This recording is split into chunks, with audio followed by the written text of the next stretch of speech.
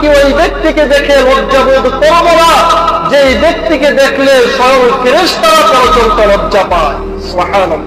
তার লজ্জা এত বেশি ছিল যে ফেরেশতারা পর্যন্ত তাকে লজ্জা পাইত। তো ওই ব্যক্তিকে দেখলে আমি মুহাম্মদ কি লজ্জা পাবো না? আজকে আমাদের আলোচ্য বিষয় হলো খলিফাতুল মুসলিমিন, মুসলিম বিশ্বের তৃতীয় খলিফা হযরত উসমান ইবনে আফফান রাদিয়াল্লাহু তাআলা আনহু সম্পর্কে। সম্মানিত উপস্থিতি, হযরত উসমান রাদিয়াল্লাহু তাআলা আনহু 34 বছর বয়সে ইসলামের চতুর্থ ব্যক্তি হিসাবে ইসলাম গ্রহণে ধন্য হয়েছিলেন। হযরত উসমান রাদিয়াল্লাহু তাআলা আনহুর বাবার নাম ছিল আফফান, তিনার মায়ের নাম ছিল হযরত উসমান রাদিয়াল্লাহু তাআলা আনহুর বাবার নাম ছিল আফফান, তার মাতার নাম ছিল আরওয়া। শৈশবকাল থেকেই হযরত উসমান রাদিয়াল্লাহু তাআলা আনহু অনেক গুণে গুণান্বিত ছিলেন। অর্থ সম্পদের প্রাচুর্যতা, এত বেশি টাকা পয়সা আল্লাহ তাআলা হযরত উসমানকে দিয়েছিলেন। এক সময়ে মক্কার মানুষ উসমান রাদিয়াল্লাহু তাআলা আনহুর নামের সাথে গনি শব্দ যুক্ত করেছেন।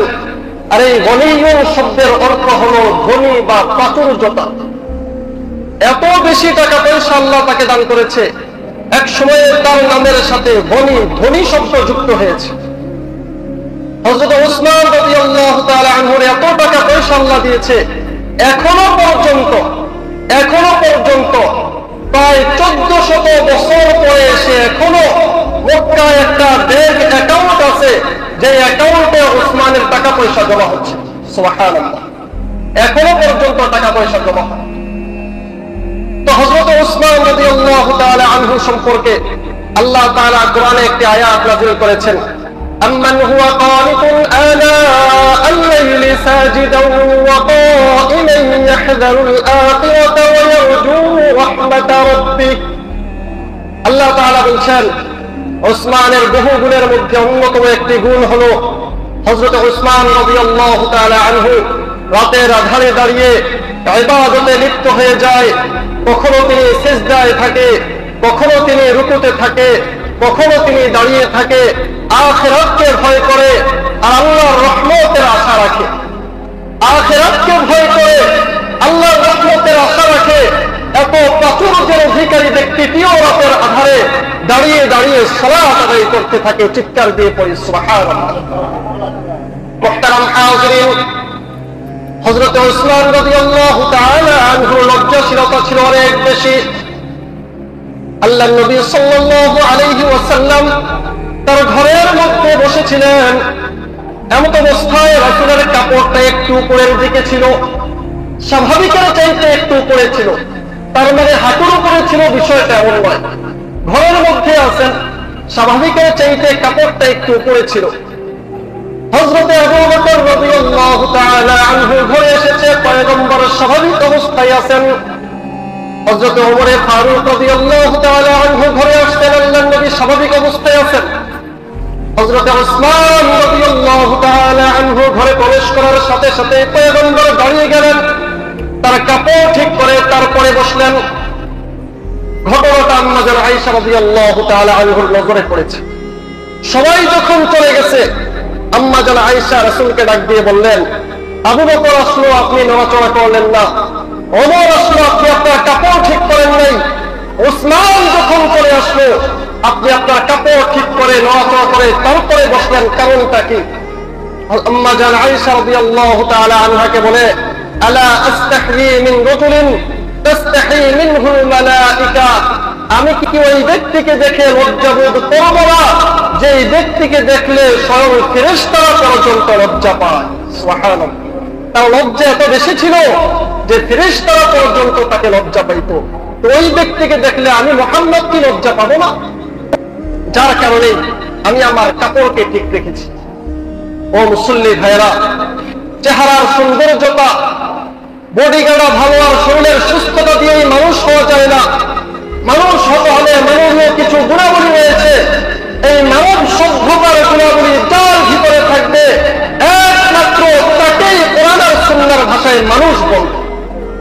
মানবীয় গুণাবলীর মধ্যে অন্যতম একটা গুণের নাম হলো হায়া কিংবা লজ্জা। বলেন মানবীয় গুণাবলীর মধ্যে অন্যতম গুণের নাম কি? লজ্জা। বলেন কি না? লজ্জা ঈমানের অঙ্গ। আল্লাহর নবী বলেন আল হায়াউ শুবাতুন মিনাল ঈমান, লজ্জাশীলতা এটা ঈমানের একটা অংশ। ইযা লাম তাস্তাহজি ফাসনা মা শি'তা, মানুষ যখন লজ্জা চলে যায়, মানুষের যখন হায়া শেষ হয়ে যায়, তখন সে যা ইচ্ছে তাই করতে পারে, সে যা চায় তাই করতে পারে যখন তার লজ্জা চলে যায়।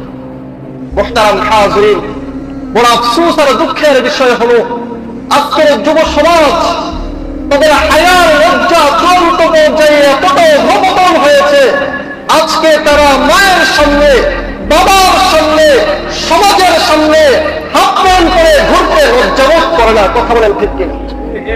মায়ের সামনে, বাবার সামনে হাফ প্যান্ট পরে ঘুরে, হাঁটুর উপরে কাপড় পরে তারপরে ঘুরে, হায়া কতটা অধঃপতনে চলে গেছে তাদের, লজ্জা কত নিম্ন স্তরে চলে গেছে তাদের, যে তারা হাফ প্যান্ট পরে ঘুরে, অথচ 30-35 বছরের টাটকা যুবক, অথচ এটা তার দায়নি ফরজ ছিল টাকনুর নিচে কাপড়, হাঁটুর নিচে কাপড় পরিধান করা, নাভির নিচ থেকে নিয়ে হাঁটুর নিচ পর্যন্ত ঢেকে রাখা প্রত্যেকটা পুরুষের দায়নি ফরজ। সকালেও ফরজ, বিকালেও ফরজ, ঘুমিয়ে থাকলেও ফরজ, সজাগ থাকলেও ফরজ, 24 আওয়ার্স 24 ঘন্টার ফরজ হলো নাভি থেকে নিয়ে হাঁটুর নিচ পর্যন্ত ঢেকে রাখবে। অথচ আজকের যুবক হাফ প্যান্ট পরে পরে ঘুরে, যার কারণে তার কবিরা গুনাহ হয়, সাথে সাথে যারাই তাকে দেখে তাদেরও কবিরা গুনাহ হয়। সে নিজে কবিরা গুনাহে লিপ্ত, অপরকেও পর্যন্ত কবিরা গুনাহে জড়িত করে, নিজে অপরাধ করে করে ঠিক অপরকে পর্যন্ত কবিরা গুনাহে জড়িয়ে ফেলে। একবার সে চিন্তা করে না। এটা তো হলো পুরুষের কথা, আর নারীদের অবস্থার কি বলবো? আল্লাহর হাবিব সাল্লাল্লাহু আলাইহি ওয়াসাল্লাম বলেন, দুই শ্রেণীর মানুষ রয়েছে যাদের আবির্ভাব আমি মুহাম্মদুর রাসূলুল্লাহর জামানায় ঘটেনি, ভবিষ্যৎ জীবনে তাদের আবির্ভাব হবে। এক শ্রেণীর পুরুষ হলো, এক শ্রেণীর মানুষ হলো ওই সকল মানুষ যাদের হাতে ওটের লেজের মতো একটা লাঠি থাকবে, সেই লাঠির মাধ্যমে তারা মানুষের উপর আক্রমণ করবে, মানুষের উপর জুলুম করবে। দুই নম্বর হলো ওই সকল নারীরা নিসাউন কাসিয়াতুন আরিয়াতুন মুমিলাতুন মাইলাতুন, যারা পোশাক পরিধান করার পরেও নগ্ন থাকবে। বলেন পোশাক পরিধান করার পরেও কি থাকবে? উলঙ্গ থাকবে। পোশাক পরিধান করার পরেও তার শরীরের বডিগার্ডায় কত ইঞ্চি আর কি আছে সব কিছু বোঝা যাবে। সে নিজে পুরুষের প্রতি আকৃষ্ট হয়, আর এমন ড্রেস আপ করে পুরুষকে তার দিকে আকৃষ্ট করে। আল্লাহর নবী সাল্লাল্লাহু আলাইহি ওয়াসাল্লাম বলেন, এই দুই শ্রেণীর মানুষ যাদের হাতে লাঠি থাকবে, লাঠি দিয়ে মানুষের উপর জুলুম করবে, আর ওই সকল নারী যারা পোশাক পরিধান করার পরেও উলঙ্গ থাকবে, এই দুই শ্রেণীর মানুষ জান্নাতে প্রবেশ করবে না তো করবেই না, জান্নাতের গান পর্যন্ত পাবে। হায়ার লজ্জা কতটা অধঃপতনে হলে আজকের সমাজের মহিলারা মা আর বাবার সামনে গেঞ্জি পরে ঘুরতে পারে, রাস্তায় গেঞ্জি পরে পরে তারা উলঙ্গ আর লজ্জা হয়ে ঘুরতে পারে। হায়ার কতটা অধঃপতন হলে এই কাজ হতে পারে। ওই যে আল্লাহ নবী বলছেন, ইযা লাম তাস্তাহজি ফাসনা মা শি'তা, যখন তোমার হায়া চলে যাবে তখন যুবক যা চাই তাই করতে পারে, যখন হায়া চলে যাবে তখন নারী যা চাই তাই করতে পারে। আল্লাহ আমাদেরকে হেফাজত করুন, সকলে পড়ি আমিন। হযরত ওসমান রাদিয়াল্লাহু তাআলা আনহু সম্পর্কে আল্লাহ নবী বলেন, কামিলুল হায়াই ওয়াল ওয়াকার। ওসমান রাদিয়াল্লাহু তাআলা আনহু গাম্ভীর্যতার লাজুকতায় পরিপূর্ণ এক যুবক ছিলেন। গাম্ভীর্যতা এবং লাজুকতায় উসমান ছিলেন পরিপূর্ণ একজন যুবক। আল্লাহ তাআলা উসমানের সেই লাজুকতা থেকে আমাদেরকে লাজুকতা হাসিল করার তৌফিক দান করুন, সকলে পড়ি আমিন। মুহতারাম হাজিরিন, হযরত উসমান ইবনে আফফান রাদিয়াল্লাহু তাআলা আনহু রাসূলুল্লাহ সাল্লাল্লাহু আলাইহি ওয়াসাল্লামের পরপর দুইজন কন্যাকে বিয়ে করেছেন। প্রথমে তিনি হযরত রুকাইয়া রাদিয়াল্লাহু তাআলা আনহাকে বিয়ে করেছিলেন। কিছুদিন সংসার করার পরে রুকাইয়া রাদিয়াল্লাহু তাআলা আনহার যখন মৃত্যু ঘটে, তখন আল্লাহর নবী সাল্লাল্লাহু আলাইহি ওয়াসাল্লাম তার পরের কন্যা হযরত উম্মে কুলসুম রাদিয়াল্লাহু তাআলা আনহাকে এই উসমান আল গনি রাদিয়াল্লাহু তাআলা আনহুর কাছে বিবাহ দিয়েছিলেন। পরপর দুই কন্যাকে বিয়ে করার কারণে তার একটা উপাধি হয়েছিল, যে উপাধির নাম ছিল দিন নূরাইন, দুই নূরের অধিকারী উসমান। দুই নূরের অধিকারী উসমান, যে আল্লাহর নবী দুইজন কন্যাকে বিয়ে করেছেন। মুহতারাম হাজরিন, হযরত উসমান রাদিয়াল্লাহু তাআলা আনহু ছিলেন নম্রতার এক মূর্ত প্রতীক। মানুষের সাথে সে নম্র ব্যবহার করতেন, আচার ব্যবহার তার ছিল বড় চমৎকার, যার কারণে আরবের মানুষ তাকে মুহাব্বত করত, আরবের মানুষ তাকে ভালোবাসত। এক সময় তো আরবে একথার প্রচলন ঘটছে, এক সময়ে আরবের একথার নীতি আর নীতিতে পরিণত হয়েছে।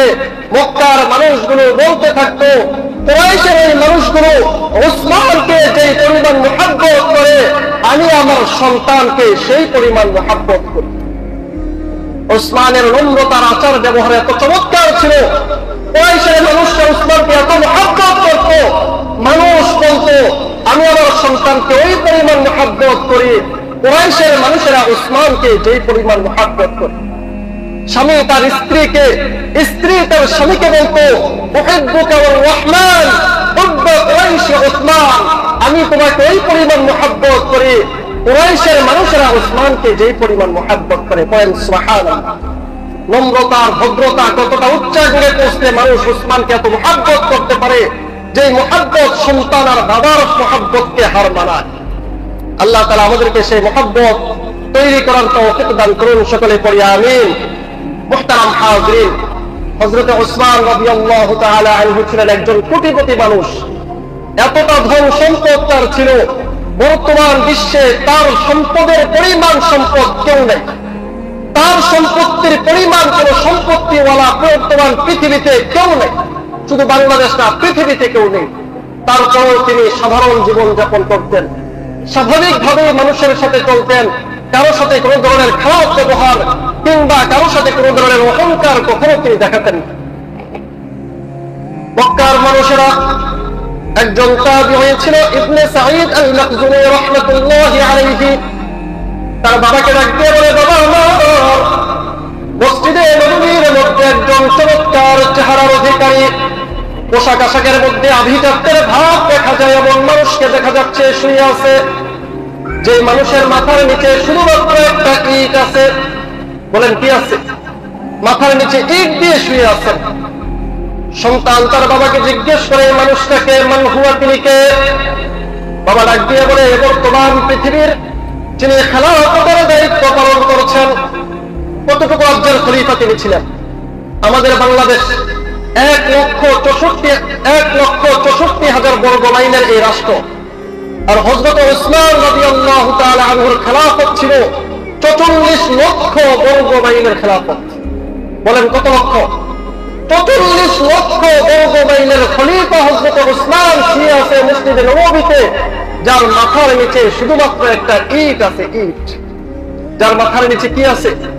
এতটা স্বাভাবিক জীবন যাপন যার ছিল, মাথার নিচে ইট দিয়ে মসজিদে নববীর মধ্যে শুয়ে আছে হযরত উসমান। সুবহানাল্লাহ পড়েন, সুবহানাল্লাহি বিহামদিহি। মুহতারাম হাজরিন, হযরত উসমান রাদিয়াল্লাহু তাআলা আনহুর সকল গুণের মধ্যে অন্যতম একটা গুণ ছিল, আল্লাহ তাআলা তাকে যেই পরিমাণ সম্পত্তি দিয়েছে ওই পরিমাণ তিনি আল্লাহর রাস্তায় বিলি করেছেন, ওই পরিমাণ আল্লাহর রাস্তায় দান করে দিয়েছেন। আল্লাহর নবী সাল্লাল্লাহু আলাইহি ওয়াসাল্লাম যুদ্ধের পূর্বে সময়ে সাহাবীদেরকে এভাবে বসিয়ে মসজিদে নববীর মধ্যে কালেকশন করছেন, মসজিদে নববীর মধ্যে যুদ্ধের ফান্ডের ব্যবস্থা করছেন। তিনি বলছেন, এই বাম দিক থেকে কে আছো যুদ্ধের জন্য সামারা দিবে? হযরত উসমান বাম দিক থেকে ডাক দিয়ে বলে, রাসূল আমি 100 ওট আল্লাহর রাস্তায় দান করব। রাসূল চেহারা ঘুরিয়ে বাম দিকে নিয়ে আসতেন, উসমান দৌড়িয়ে বাম দিকে এসে বলে, রাসূল 100 ওট আল্লাহর রাস্তায় দান করব। চেহারা ঘুরিয়ে সামনের দিকে আসছেন, উসমান চেহারা সামনের দিকে এনে বলে, রাসূল 100 ওট দান করব। এভাবে 100 করে হযরত উসমান 600 জায়গায় বসে আল্লাহর রাস্তায় দান করে দিলেন। আল্লাহ নবীর চেহারাটা আনন্দে আত্মহারা হয়ে খুশিতে বাগবাগ তিনি। হযরত উসমান ডাক দিয়ে বলে, রাসূল 100 ঘোড়া আল্লাহর রাস্তায় দান করে দিলাম, 700 ঘোড়া দিলাম, 700 হলো। এবার তিনি দৌড়িয়ে তার ঘরে চলে গেলেন, নিজের রুমালটা বিছিয়ে দিলেন, স্ত্রীকে বললেন ঘরে যত স্বর্ণ আর রৌপ্য আছে সমস্ত স্বর্ণ আর রৌপ্যগুলো এখানে দিয়ে দাও। তিনি বড় ব্যবসায়ী ছিলেন। স্ত্রী বলছেন বড় কোনো পার্টি আসছে কিনা, বড় কোনো মাহাতুর আসছে কিনা যার সাথে ব্যবসার চুক্তি করবেন। হযরত ওসমান বলে অনেক বড় মাহাতুর আসছে, যে মাহাতুরের চাইতে বড় মাহাতুরের পৃথিবীতে আর থাকতে পারে না। আরশে আজিমের মালিকের সাথে আজকে ব্যবসা চুক্তি হবে। সমস্ত স্বর্ণ আর রৌপ্যগুলো এনে মুহাম্মদুর রাসূলুল্লাহকে দান করে বলেন, আল্লাহর রাস্তায় সবগুলো দান করে দিলাম। আল্লাহর নবী দুই হাতে, এক হাতে স্বর্ণ আর এক হাতে রৌপ্য নিয়ে বলছে, আল্লাহুম্মা ক্বাদ রাদিতু আন উসমানা ফারদি আনহু। আয় আল্লাহ, আমি আমার উসমানের উপর খুশি হয়ে গেলাম, আপনিও আমার উসমানের উপর খুশি হয়ে যান। সুবহানাল্লাহ। আমি আমার উসমানের উপর খুশি হয়ে গেলাম, আপনিও খুশি হয়ে যান। আবু বকর রাদিয়াল্লাহু তাআলা আনহুর খেলাফত আমল চলে মক্কার মধ্যে দুর্ভিক্ষ দেখা দিয়েছে। এত পরিমাণ দুর্ভিক্ষ, মানুষের ক্ষুধার কারণে জিহ্বা পর্যন্ত বের হয়ে যাওয়ার উপক্রম। এমন অবস্থায় হযরত উসমান আল গনি রাদিয়াল্লাহু তাআলা আনহুর ব্যবসার নদ আসছে, উট বোঝাই তার সামনে আসছে। সমস্ত ব্যবসায়ীরা পণ্য কেনার জন্য প্রস্তুত হয়ে আছে। সমস্ত ব্যবসায়ীর সামনে তিনি তার পণ্য ব্যবসার উদ্দেশ্যে নিক্ষেপ করলেন। হযরত উসমান বলেন, 1 টাকার পণ্য 10 টাকায় বিক্রি হবে, যারা যারা কিনতে ইচ্ছুক দাঁড়িয়ে যাও। ব্যবসায়ীর মাথায় হাত, বলে কি 1 টাকার পণ্য 10 টাকায় বিক্রি করবে, তারপরে আমরা সেটা বিক্রি করবো কয় টাকা? 10 টাকার পণ্য 100 টাকায় ওসমান বিক্রি করবে, তারপরে আমরা ব্যবসা করব কি করে? সকল ব্যবসায়ীর মাথায় হাত। ওসমান বলে, যারা কিনতে পারবে না সবাই চলে যাও। আমি এমন ব্যবসা করব যে ব্যবসার সাথে 1 টাকার পণ্য 10 টাকায় দিবে। এলাকার যত অভাব দুঃখীর দুস্থ গরিব মানুষ রয়েছে, সংবাদ প্রদান করো। সবাইকে সংবাদ দেওয়া হলো। হযরত ওসমান তার সম্পত্তি গরিব দুঃখীদের মাঝে বন্টন করে দিলেন, আর বলে দিলেন, আরশে আজিমের মালিকের সাথে ব্যবসা করেছি, যে মালিক বলেছে মান জাআ বিল হাসানাতি ফালাহু আশরু আমসালিহা, যে আমার রাস্তায় 1 টাকা খরচ করবে, আমি আল্লাহ তাকে 10 টাকার সওয়াব দিয়ে দিব। সুবহানাল্লাহ। হযরত ওসমান বলে, ব্যবসা করেছি আরশে আজিমের মালিকের সাথে। আরশে আজিমের মালিকের সাথে ব্যবসা হবে, তোমাদের সাথে কিসের ব্যবসা? আবার আল্লাহ বলছেন, ওয়ামান জাআ বিস-সাইয়্যাতি ফালা ইউজজা ইল্লা মিথলাহা, আর যে ব্যক্তি একটা খারাপ কাজ করবে, এক আমল করলে তো 10 আমলের সওয়াব দিব, আর বিপরীতে যে একটা খারাপ কাজ করবে তাকে একটাই দিব, তাকে আবার 10টা দিব না। সুবহানাল্লাহ করবেন না? কেমন রব আমাদের দেখেন। ভালোটা করলে 10টা, আর খারাপটা করলে একটা। যতটা করবে ততটা। ভালোটা করলে 10টা, আর খারাপটা করলে যা করবে তাই। তারপরে আল্লাহ বলছে, ওহুম লা ইউযলামুন, বিন্দু পরিমাণে সরিষার দানা পরিমাণ জুলুম আর করা হবে। সরিষার দানা পরিমাণে জুলুম করবে। মুহতারাম হাজিরিন, আল্লাহ নবী সাল্লাল্লাহু আলাইহি ওয়াসাল্লাম মক্কা থেকে হিজরত করে মদিনায় চলে যান। মদিনায় হিজরত করে যাওয়ার পরে মদিনায় যখন মুসলমানদের আবির্ভাব ঘটে, ইসলামের জয় জয়কার অবস্থা, চতুর্দিক থেকে মানুষেরা ইসলামে প্রবেশ করছে, মুসলমানদের সংখ্যা অনেক বেশি বৃদ্ধি পাচ্ছে। মদিনার মধ্যে পানির অভাব দেখা দিয়েছে, পানির স্বল্পতা দেখা দিয়েছে। মদিনার মুসলমানরা পানি ক্রয় করে খাবে, তাদের কাছে সেই পরিমাণ অর্থ ছিল না। মদিনার মধ্যে একটা কূপ ছিল, যে কূপের নাম ছিল রুমা। বলেন, সেই কূপের নাম কি? রুমা একটা কূপ ছিল, যে কূপের পানি ছিল স্বাস্থ্যসম্মত, যে কূপের পানি ছিল মিষ্টি, খাওয়ার উপযোগী একটা কূপ ছিল। এখান থেকে যদি মুসলমানরা পানি ক্রয় করে তারপরে সেটা পান করে, মুসলমানের জন্য কষ্ট হয়, এই পরিমাণ অর্থ সম্পদ মুসলমানের কাছে ছিল। আল্লাহ নবী সাল্লাল্লাহু আলাইহি ওয়াসাল্লাম বিরে রুমার মালিককে ডাক দিয়ে বলে, ও মালিক, তোমার যে রুমা কূপটা আছে আল্লাহর রাস্তায় দান করে দাও। তার বিনিময়ে দুনিয়াতে যে কূপ তুমি দান করবে, তার চাইতে উত্তম কূপ আমি আল্লাহ তাআলার কাছ থেকে জান্নাতে তোমার জন্য অবধারিত করব। দুনিয়াতে যে কূপ তুমি দিবে, তার চাইতে উত্তম, তার চাইতে ভালো, তার চাইতে আরো বেশি সুন্দর কূপ জান্নাতে তোমার জন্য ব্যবস্থা করে দিবে। সুবহানাল্লাহ পড়বেন, সুবহানাল্লাহ। কূপের মালিক ডাক দিয়ে বলে, রাসূল, বলছেন সুন্দর কথা, ঠিক আছে, কিন্তু এই একটা কূপ যার পানি বিক্রি করে আমি আমার সংসার চালাই, আমি আমার স্ত্রী সন্তানদের ভরণ পোষণ দেই, যদি এটা আমি আল্লাহর রাস্তায় দান করে ফেলি তাহলে আমার স্ত্রী সন্তান না খেয়ে মরবে, তাদের বড় কষ্ট হবে, যার কারণে আমি আপনার ওয়াদা রক্ষা করতে পারলাম না, আপনার কথা মানতে পারলাম না।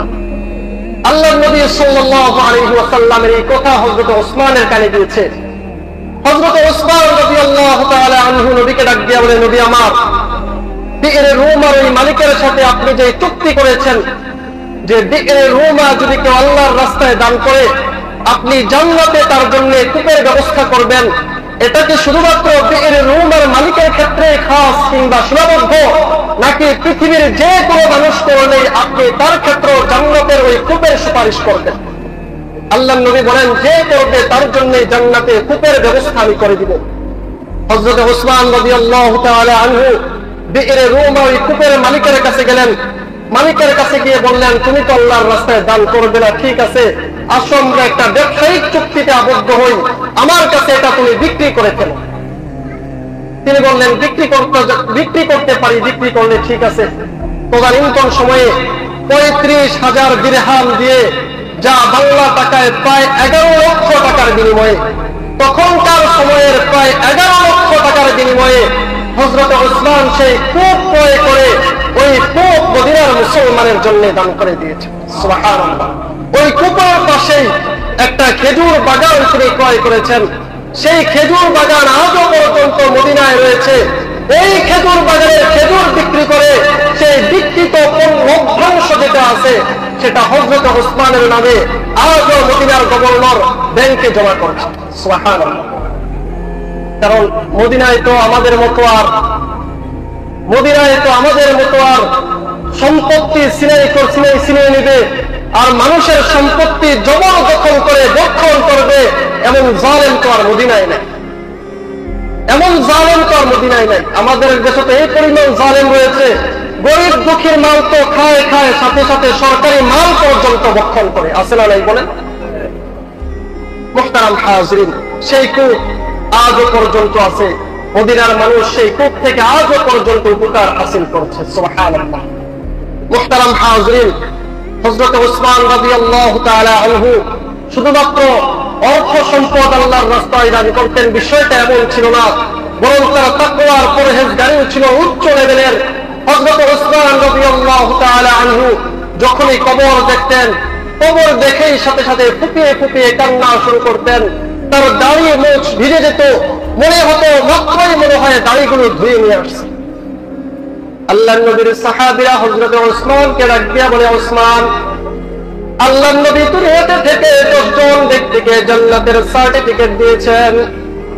এই 10 জন ব্যক্তির মধ্যে 3 নম্বর ব্যক্তি হলেন আপনি, যার ব্যাপারে পয়গম্বর বলছেন ওসমান ফিল জান্নাহ, আমার ওসমান জান্নাত। সুবহানাল্লাহ। দুনিয়াতে থেকেই আপনাকে জান্নাতের সার্টিফিকেট দিয়েছে, আপনার আবার কিসের টেনশন আর কিসের ভয়? কেন আপনি কবর দেখলে এভাবে ফুপিয়ে ফুপিয়ে কান্না করেন?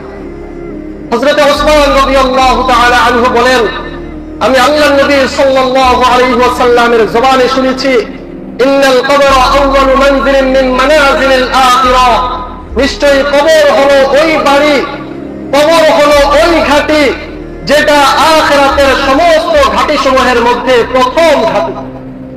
আখিরাতের যত ঘাটি আছে সমস্ত ঘাটির মধ্যে প্রথম ঘাটির নাম হলো কবর।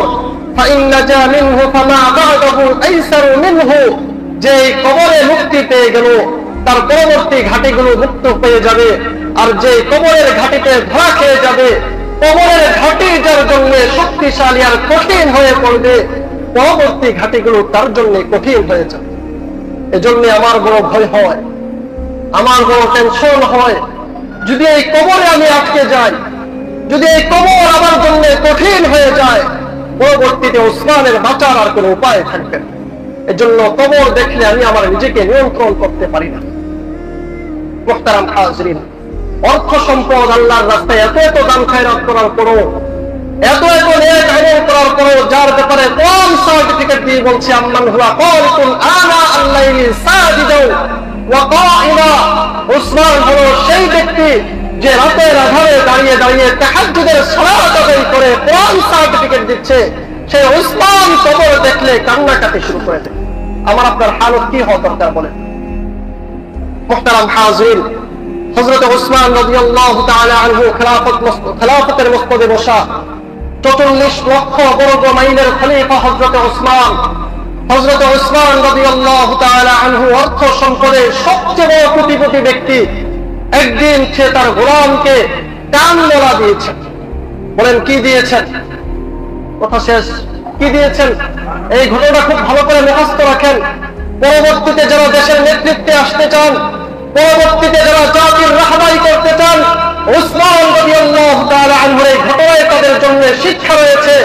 হযরত উসমান কান মোলা দিয়েছেন, পরক্ষণেই তিনি বুঝতে পারলেন গোলামকে যে কান মোলা দিয়েছেন এটা ঠিক হয় নাই, তার ভুল হয়েছে। গোলামকে ডাক দিয়ে বলে, তুমি আমাকে কান মোলা দিয়ে দাও, আমাদের সাথে এখানে সব দ্বন্দ্ব মিটে যাক।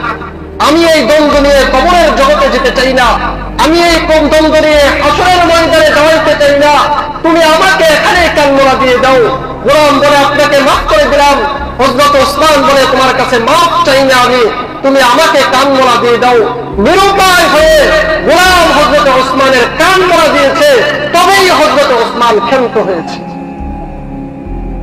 পরবর্তী যারা দেশের নেতৃত্বে আসতে চান, কথাই তো সহ্য করতে পারেন না, এক কথার বিনিময়ে 50 কথা শোনান, জেল জুলুমার হয়রানি করেন, আর হযরত উসমান খলিফার আচরণ ব্যবহার কেমন ছিল বুঝেন। দেশের একটা চেয়ারম্যান হলেই, একটা হুমরার ছুমরা হলেই, এক কাউন্সিলরের 5 নম্বরের যখন নেপর আর আপনি চামচা হন, তবেই আপনার পায়ের সাথে জমিন লাগে না। আর হযরত উসমানের ব্যবহার কি ছিল বুঝেন। মুহতারাম হাজিরিন, খেলাফত আমল হযরত ওমরের 12 বছর কেটেছে। 12 বছর শেষ হওয়ার পরে একবার হযরত আবু বকরের সন্তান উসমানের কাছে একটা চাকরির আবেদন করেছে। এই চাকরির আবেদনের ফলে হযরত উসমান রাদিয়াল্লাহু তাআলা আনহু আবু বকরকে মিশরের গভর্নর বানিয়ে পাঠিয়েছে। আবু বকরের কাছে একটা চিঠি লিখে বলে দিচ্ছেন, আবু বকরের সন্তান মুহাম্মদের কাছে একটা চিঠি দিয়ে বলে দিলেন, মিশরের বর্তমান গভর্নর যিনি আছে তার কাছে আমার এই চিঠি পৌঁছে দিয়ে বলবা, উসমান আপনাকে অপসারণ করে এই মিশরের গভর্নর হিসাবে আমাকে নিযুক্ত করেছে। আবু বকরের বেটা মুহাম্মদ এই চিঠি নিয়ে মিশরের উদ্দেশ্যে রওনা দিয়েছে। প্রতিমধ্যে যখন যাত্রা বিরতি করেছে, প্রতিমধ্যে একটু বসে আরাম করছে, এমন অবস্থায় মুহাম্মদ দেখলেন এখান দিয়েই একজন যাত্রীবাহী ব্যক্তি খুব দ্রুত তাদেরকে পাশ কাটিয়ে চলে যাচ্ছে, কোনো সালাম মুসাফাহা কোনো কিচ্ছু করলো না। আবু বকরের বেটা মুহাম্মদের কাছে সন্দেহজনক মনে হলো। বলা হলো, তাকে ধরো। তাকে ধরলো, তাকে চেক করো। তাকে চেক করা হলো। চেক করার পরে দেখে তার কাছে একটা চিঠি আছে, যে চিঠির মধ্যে রাষ্ট্রীয় সিলমোহর যুক্ত চিঠি, যেখানে লেখা ছিল আমি উসমানের পক্ষ থেকে এই চিঠি। আবু বকরের বেটা মুহাম্মদ যখন মিশরে প্রবেশ করবে, প্রবেশ করার সাথে সাথে মুহাম্মদ আর তার সাঙ্গ পাঙ্গ যারা আছে সবাইকে জায়গায় হত্যা করে ফেলবে। হযরত আবু বকরের ছেলে মুহাম্মদের বিষয়টা খারাপ লাগলো। উসমানের কথায় আমি মিশরে যাচ্ছি, আবার সেই উসমান আমাকে হত্যার জন্য চিঠি দিয়ে লোক পাঠালো। মুহাম্মদ ফিরে এসে উসমানকে ধরলো, আপনি আমাকে পাঠাইলেন, আবার আপনি আমাকে হত্যার জন্য নির্দেশনা দিলেন, কেন এমনটা করলেন? এরকম দ্বিমুখী আচরণ কেন আমার সাথে? হযরত উসমান বলে, আল্লাহর কসম খেয়ে বলি, এই চিঠি আমি পাঠাই নাই। রাষ্ট্রীয় সিল তুমি দেখেছো ঠিক আছে, আমার হাতের কোনো স্বাক্ষর তুমি এখানে দেখো নাই। আমার অফিস সহকারী হলো রওয়াহা রাদিয়াল্লাহু তাআলা আনহু, এই কাজ যদি করে থাকে তাহলে আমার অফিস সহকারী রওয়াহা করেছে। যদি দোষ থেকে রওয়াহার আছে, সেই সিল লাগিয়েছে, আমার হাতে কোনো স্বাক্ষর নাই, এই সিলের সাথে আমার কোনো সম্পর্ক নাই। কিন্তু আবু বকরের বেটা মুহাম্মদ এই ধরনের কোনো কথাই বুঝলো না। সে উসমানের ব্যাপারে বিদ্রোহী ঘোষণা করলো। কিছু কিছু সাহাবীরা মুহাম্মদের সাথে এসে সঙ্গ দিল, এখান দিয়ে আবার সেও এসে মুহাম্মদের সাথে সঙ্গ দিল, খারিজিরা এসে সঙ্গ দিল, মুনাফিকরা এসে সঙ্গ দিল। 40 দিন পর্যন্ত হযরতে উসমানকে তার বাড়িতে আবদ্ধ রেখে চতুর্পাশ দিয়ে খেলাফতের দায়িত্বশীল হযরতে উসমানকে খেলাফতের দায়িত্ব থেকে নামানোর চেষ্টা করুন। 40 40 দিন তার বিরুদ্ধে বিদ্রোহ ঘোষণা করলো। তার ঘরে কোনো পানি নাই, খাবার নাই, কোনো কিচ্ছু নাই। হযরতে হুসাইনের চাইতে মর্মান্তিক অবস্থা হযরতে ওসমানের সাথে ঘটতেছে। হযরতে ওসমান বলল, আমাকে একটু পানি দাও, পানি দেয় না। এমনও বর্ণনা আছে হযরতে ওসমানের স্ত্রী বাহিরে গিয়েছে, বাহির থেকে যখন সে ভিতরে প্রবেশ করছে তার জিহ্বা পর্যন্ত চেক করা হয়েছে সে জিহ্বায় করে পানি নিয়ে যাচ্ছে কিনা। 40 দিন যখন চলে যাচ্ছে, হযরতে ওসমান বলে, আমি এই বিইরে রুমা দান করলাম, আমার দানকৃত বিইরে রুমা থেকে তোরা আজ পর্যন্ত বেঁচে আসিস, ওই বিইরে রুমা থেকে আমি ওসমান এক ঢোক পানি পাই না। আমার দানকৃত মসজিদে তোরা নামাজ পড়স, অথচ ওই মসজিদে 2 রাকাত নামাজ পড়ার জন্য আমাকে সুযোগ দেস না। এত বড় নিমক হারামি তোরা আমার সাথে করতেছিস। 40 দিন এভাবে তাকে আটকে রেখে 40তম দিন যখন হযরতে ওসমানের জিহ্বা বের হয়ে যাবে ভাব, হযরতে ওসমানের ইফতারি নাই, সাহরি নাই, কোনো কিচ্ছু নাই, শুধুমাত্র সে কোরআন পড়ে আর বসে থাকে, আর কোনো কাজ নাই হযরতে ওসমানের। এক সময়ে গিয়ে হযরতে ওসমান স্বপ্ন দেখে মুহাম্মদুর রাসূলুল্লাহ তাকে স্বপ্ন যোগে বলছে, ও ওসমান, এই যে ইফতারির প্লেট নিয়ে বসে আছি, আমার সাথে আমল করার ওমর বসে আছে, তোর জন্য অপেক্ষা করছি, তুই আয়, আমি আবু বকর, ওমর আর মুহাম্মদ আর তুই ওসমান 4 জন একসাথে বসে তারপরে ইফতারি করব। 40তম দিনে হযরতে ওসমান তার বিবিকে ডাক দিয়ে বলে, আমাকে নতুন পোশাক পরিধান করিয়ে দাও, আমাকে সুন্দর মতো গোসল করিয়ে দাও। গোসলের তো পানি নাই, কি করব? মক্কার যেই লবণাক্ত পানি আছে সেই পানি দিয়ে আমাকে গোসল করিয়ে দাও। ওসমানকে গোসল করিয়ে দেওয়া হলো, ওসমানকে কাপড় পরিয়ে দেওয়া হলো। বিবি বলছে, আপনি এমন করছেন কেন? ওসমান বলছে, হয়তো আমার জীবনের শেষ দিন আসতেই হবে। হযরতে ওসমান ইফতার পূর্ব মুহূর্তে বসে বসে কোরআন পড়ছে। বিদ্রোহীরা হযরতে ওসমানের পিছনের দরজা দিয়ে ঘরে প্রবেশ করে। হযরতে আবু বকরের বেটা মুহাম্মদ সর্বপ্রথম হযরতে ওসমানের এই কল্লা বরাবর কোপ দিয়ে শরীর থেকে মাথাটাকে দ্বিখণ্ডিত করে দেয়। আর হযরতে ওসমানের শরীরের রক্ত দিয়ে আল্লাহর পাক কালাম ভিজে যায়। পৃথিবীতে যত মর্মান্তিক ঘটনা ঘটে, যত হত্যার ঘটনা ঘটে, হয়তো কোনটার জন্য আসমান সাক্ষী থাকে, কোনটার জন্য জমিন সাক্ষী থাকে, এই কোন কায়নাত সাক্ষী থাকে। পৃথিবীর প্রথম পুরুষ হযরতে ওসমান, যার হত্যার ব্যাপারে স্বয়ং আল্লাহর কোরআন সাক্ষী, স্বয়ং আল্লাহর কোরআন সাক্ষী। হযরত ওসমান 35 হিজরির 18 জিলহজ, এই কথাটা মনে রাখবেন। এখন চলে 1446 হিজরি, 35 হিজরির 18 জিলহজ হযরত ওসমানের শাহাদাতের মাধ্যমে পৃথিবীর মুসলিমদের যে ঐক্য নষ্ট হয়েছে, 35 হিজরির 18 জিলহজ হযরত ওসমানের মৃত্যুর মাধ্যমে, শাহাদাতের মাধ্যমে মুসলিম বিশ্বে যে ঐক্য নষ্ট হয়েছে, আজও পর্যন্ত সেই ঐক্য আর জোড়া লাগে না। আজও পর্যন্ত এই 1446 হিজরিতে এসেও আর সেই ঐক্য জোড়া লাগে নাই, যার কারণে পদে পদে আজ মুসলিমরা মাইর খায়। মোহতারাম হাজিরিন, যতটুকু আলোচনা করলাম, আল্লাহ তাআলা আলোচনা থেকে বুঝার আমল করার তৌফিক দান করুন। হযরত ওসমানের ঈমানওয়ালা জিন্দেগি আমাদের সবাইকে দান করুন। সকলে পড়ি আমিন।